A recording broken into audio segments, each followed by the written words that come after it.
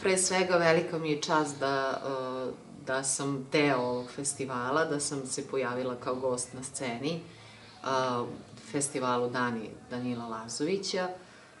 Drago mi je što sam došla u Priboj, nisam imala prilike do sada da posetim ovaj grad, vrlo lep grad, divni ljudi. Drago mi je što je sala bila puna. Drago mi je kako je publika reagovala, potpuno su onako pratili i moram da vam kažem da je to onako